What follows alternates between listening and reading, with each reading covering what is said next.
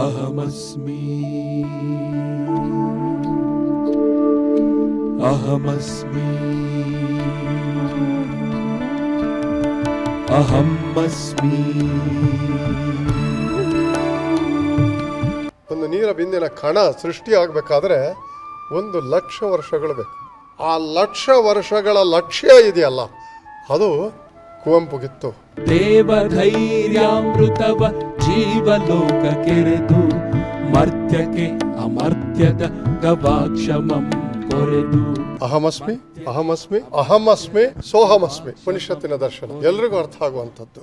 ಕತ್ತಲು ಕವಿಗಿದೆ ಚಿತ್ತಮ ತಳುಕಿದೆ, ಕತ್ತಲು ಕವಿಗಿದೆ ಚಿತ್ತಮ ತಳುಕಿದೆ, ಕಾಣದು ಕಣ್ಣಿಗೆ ಧ್ರುವತಾರೆ, ಕೈ ಬಿಟ್ಟರೆ ನೀ ಗತಿಯಾರೈ ಕಿರುತೋಣಿದು ಮುಳುಗದೇನೈ.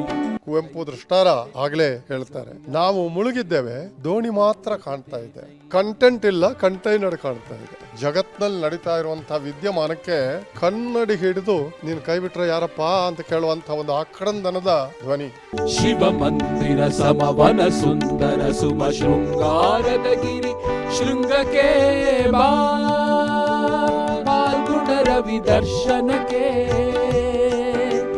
ಬಾ, ಪಾಲ್ಗುಣ ರವಿ ದರ್ಶನಕ್ಕೆ.